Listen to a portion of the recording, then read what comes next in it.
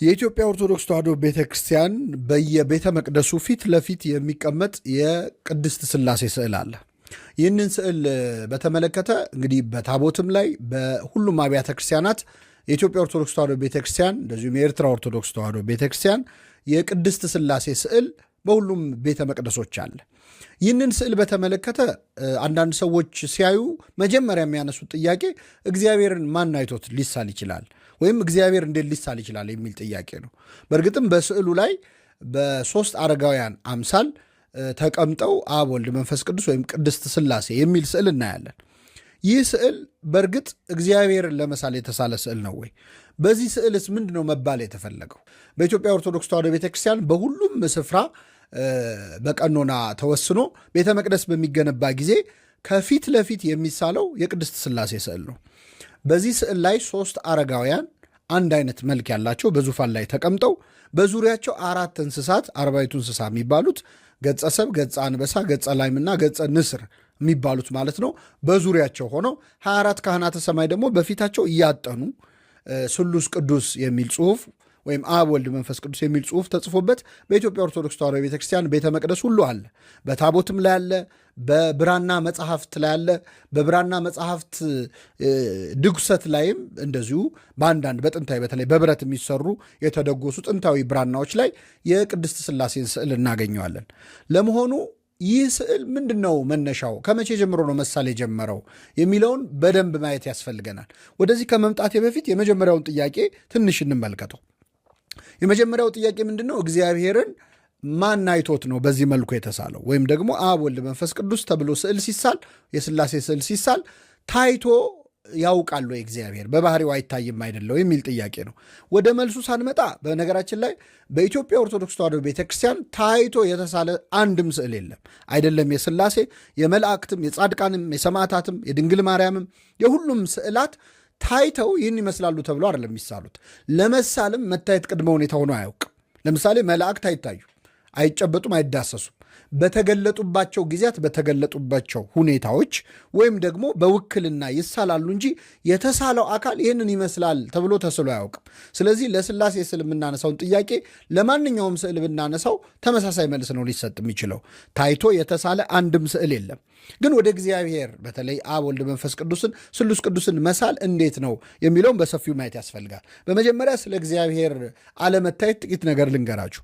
መጽሐፍ ቅዱስ ላይ ሁላችንም የምናውቀው ጥቅስ የዮሐንስ ወንጌል ምዕራፍ 1 ከቁጥር 18 ላይ ቅዱስ ዮሐንስ መቼም ቢሆን እግዚአብሔርን ያየው አንድስ እንኳ የለም ብሎ ተናግሯል። ትክክል ነው።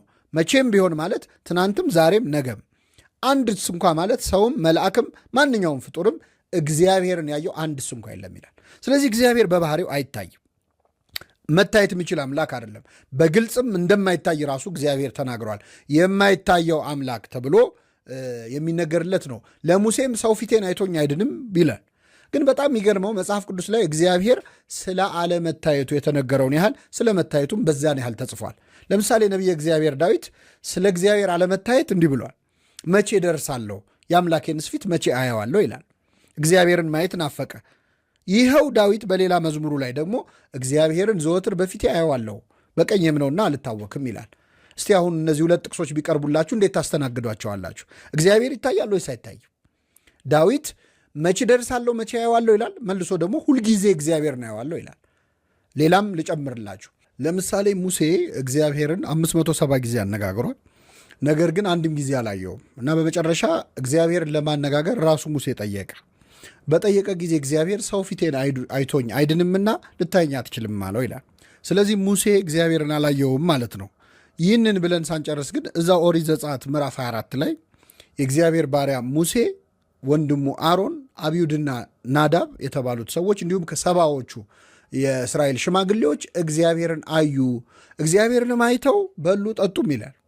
እግዚአብሔርን አዩ፣ ከእግሩ በታች ወደቁ ይላል። ስለዚህ እግዚአብሔርን አይቶታል ሙሴ ወይስ አላየውም? አይቶታል የሚልም አለ፣ አላየውም የሚልም አለ። ትንቢተ ኢሳይያስ ምዕራፍ 1 ሲጀምር ምን ይላል? እግዚአብሔርን ከፍ ባለ በረጅም ዙፋን ላይ ተቀምጦ አየሁት ይላል። ስለዚህ እግዚአብሔር ይታያል ወይስ አይታይም? ቅዳሴያችን ላይ አባ ሕርያቆስ እስመ በአንጽሖ መንፈስ ርእይዎ ነቢያት ለእግዚአብሔር፣ ነቢያት እግዚአብሔርን መንፈስን ንጹሕ በማድረግ አይተውታል፣ ፊት ለፊትም ተያይተዋልና ይላል። ስለዚህ ነቢያት መንፈስን ንጹሕ በማድረግ አይተውታል ወይስ አላዩትም?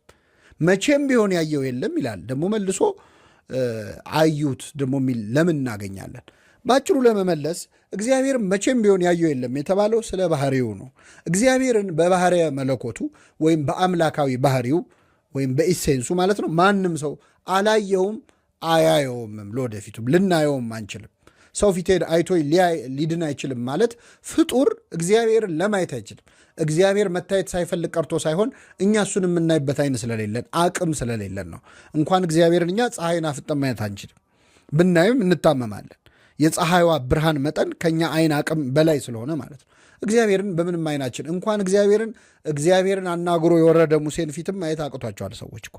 ስለዚህ መቼም ቢሆን እግዚአብሔርን ያየው የለም የተባለው ስለ ባህርየ መለኮቱ ወይም ስለ ኢሴንሱ ነው ማለት ነው። ስለዚህ መቼም ቢሆን ያየው የለም።